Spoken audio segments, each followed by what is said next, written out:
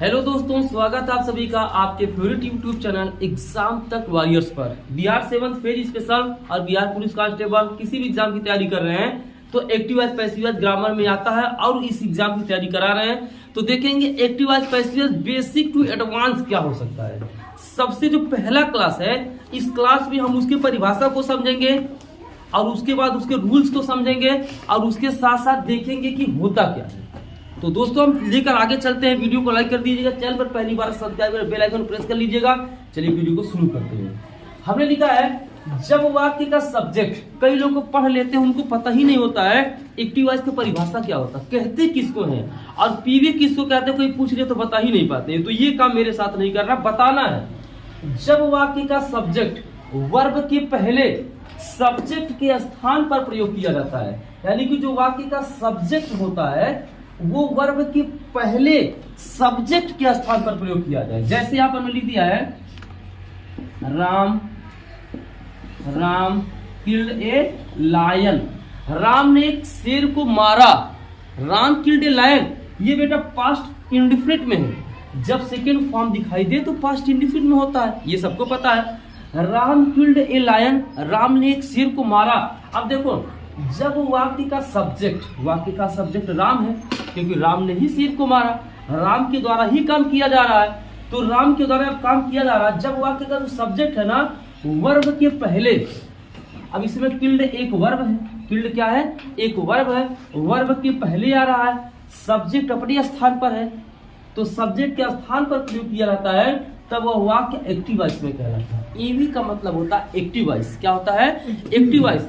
जब ये सब्जेक्ट जो है सब्जेक्ट के स्थान पर ही रहता है, मतलब अगर हम ये बात करते हैं कि जो सब्जेक्ट है वाक्य का वो सब्जेक्ट के स्थान पर ही है, ठीक, जो सब्जेक्ट है अगर वो सब्जेक्ट के स्थान पर ही है तो उसको हम बोलते हैं एक्टिव वॉइस में है। जैसे Ram killed a lion, he is going to house, she writes a letter, Mohan has been working for 2 days।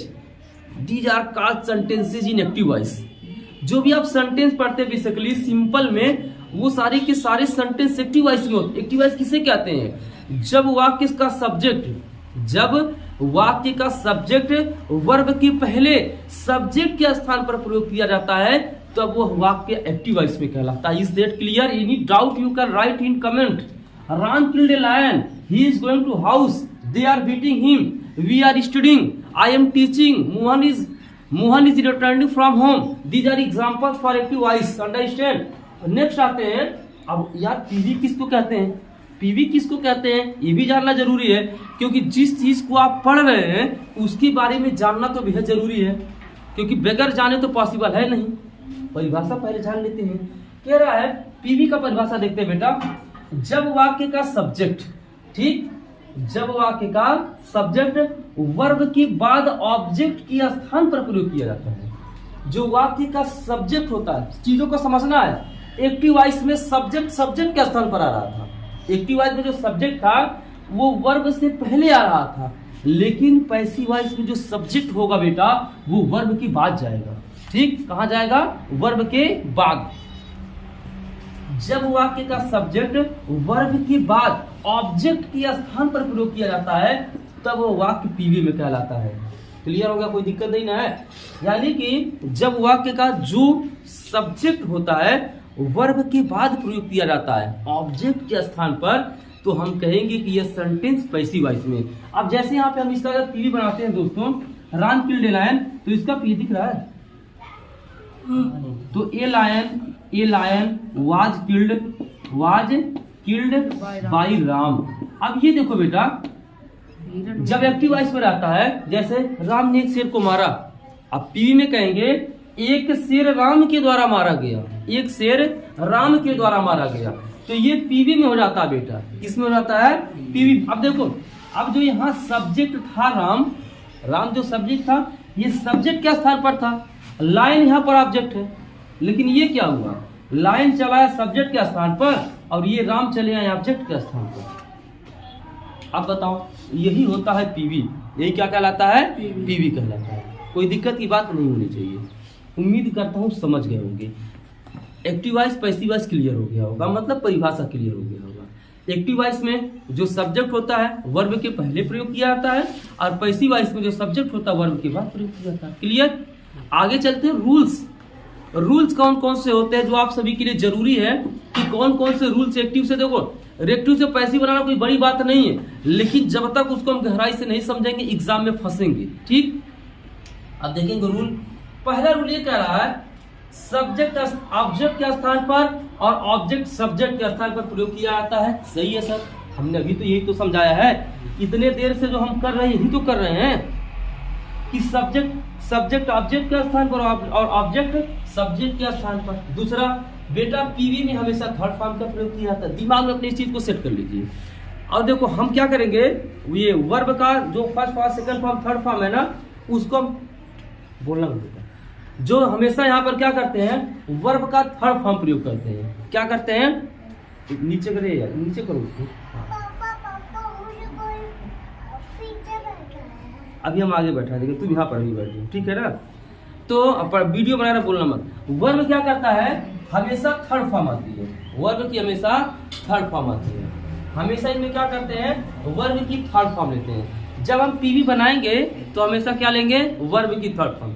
अब कहोगे सर वर्ब की फर्स्ट सेकंड थर्ड फॉर्म मिलेगी कहाँ, हम 150 वर्ब का फर्स्ट फॉर्म सेकंड थर्ड ये भेज देंगे ग्रुप में, ठीक है ना, वो मिल जाएगा। दिक्कत है उसको याद कर लेना।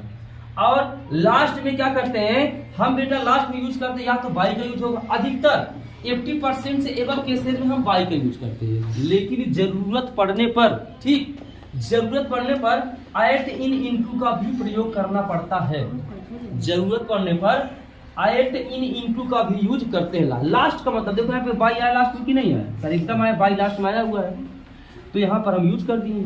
ऐसे ही लास्ट में बाई का प्रयोग होगा, या फिर एट का होगा, या फिर इन का होगा, या फिर इनटू का होगा। ठीक, अगला अब मोस्ट इंपॉर्टेंट रूल यहाँ से निकलकर सामने आता है, क्योंकि परिभाषा तो सबको पता है लेकिन यार हेल्पिंग वर्ब नहीं याद हो पाता है। ठीक, तो देखेंगे अगर टेंस प्रेजेंट इंडेफिनिट में तो helping verb is am are आ जाएगा। लेकिन अगर आपको ये नहीं याद करना तो ये जान लीजिए कि अगर वर्ब की फर्स्ट फॉर्म लगी हुई है एक्टिव वॉइस में तो वहां पे is am are helping verb में लगा देना। ठीक, या तो इससे याद करो या तो इससे याद करो, बाकी याद कराने की गारंटी मेरी है, मैं याद करवा दूंगा। प्रेजेंट कंटीन्यूअस टेंस का हेल्पिंग वर्ब कुछ नहीं करना है, इज एम आर है ना। अगर आईएनजी दिखे, क्या दिखे, आईएनजी दिखे, जैसे यहाँ लिख दिया he is going to house, he is going to house, करना कुछ नहीं है। इज दिया है ना, आईएनजी भी दिया हुआ है। अगर इज दिया हुआ है, आईएनजी दिया हुआ, वर्ब की फर्स्ट फॉर्म आई हुई है तो बस आई बीइंग उसी में जोड़ देना। हेल्पिंग वर्ब के तौर पर क्या जोड़ देंगे, बीइंग, यानी कि इसका हेल्पिंग वर्ब हो जाता है is being, I am being और आर बीइंग। सिंपल सी बात है। अगर सिंगुलर है तो इज बीइंग आई के साथ, आई एम बीइंग और प्लूरल के साथ आर बीइंग, नथिंग एल्स। ठीक, अगर हैज या हैव सेंटेंस में दिया है, जैसे मैं लिख दिया he has done his work, तो बेटा अगर यहाँ हैज या हैव या हैड आ गया तो कुछ मत करना, बीन जोड़ देना। क्या जोड़ देना, बीन जोड़ देना। ठीक, जो सपेरे बजाते हैं क्या जोड़ देना, बीन जोड़ देना। तो इसका हेल्पिंग वर्ब क्या होता है, हैज हो तो हैज बीन, सिंगुलर के साथ हैज बीन, प्लूरल के साथ हैज बीन, हैड लिखा तो हैड बीन कर देना। ठीक, अगर पास्ट इंडेफिनिट टेंस है तो ये वाज या वर आएगा, जैसे यहाँ पे हमने लगाया ना राम किल्ड ए लायन, ये पास्ट इंडेफिनिट में ही है बेटा। तो जब सेकेंड फॉर्म दिखाई दे, जब सेकेंड फॉर्म दिखाई दे तो वाज या वेयर का यूज कर देना, कोई दिक्कत नहीं। मैं हूं तो कोई काम है तो क्या काम है, तो यहाँ पे किसका यूज करेंगे, वाज या वेयर का। अगर कंटिन्यूअस में है तो बस वही बीइंग जोड़ देना, वाज बीइंग वर बीइंग। अगर हैड दिया है तो हम बेटा हैड बीन जोड़ देंगे, मतलब पास्ट वो सब क्या करो, पास्ट परफेक्ट टेंस का है ये हैड बीन। ठीक, और अगर कहीं फ्यूचर इंडेफिनिट टेंस में आ गया यानी कि विल सेल का यूज किया तो विल भी और सेल भी करते हैं। Future perfect tense will have been और shall have been, helping verb ये होता है। अब कहोगे सर ये अब हुआ कितना टोटल, काउंट करते हैं 1 2 3 4 5 6 7 और 8, यानी कि 8 टेंस का हम केवल पीवी बनाते हैं। ठीक, 8 टेंस का ही पीवी बनाते हैं, उसके बाद नहीं बनाते हैं। ठीक, उम्मीद करता हूं ये चीज समझ गए होंगे। अब 2 एग्जांपल लेंगे फिर आगे चलेंगे।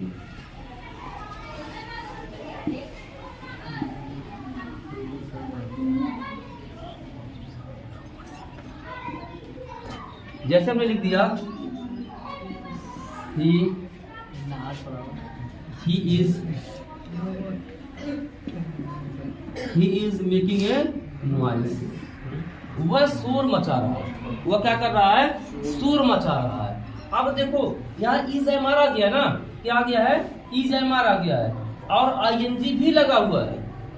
तो अगर इज एम आर का यूज हुआ है और आईएनजी भी का यूज हुआ है तो उसमें सिर्फ यही काम करते हैं बेटा, हम यही काम करते हैं कि is being, am being, are being, ये उसका हेल्पिंग होते हैं। हो जाएगा ए नॉइज, ए सिंगुलर है ना, तो जाएगा इज बीइंग, क्या हो जाएगा, इज बीइंग।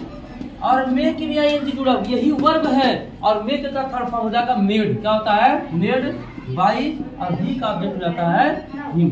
ये इसका हो जाता है बेटा एक्टिव से पैसिव वॉइस। ठीक, नेक्स्ट वीडियो में इसके एग्जांपल्स को लेंगे और मॉडल्स को भी लेकर चलेंगे, कुछ भी नहीं छोड़ने वाले हैं। तो मिलते हैं नेक्स्ट वीडियो में, तब तक के लिए जय हिंद, वंदे मातरम।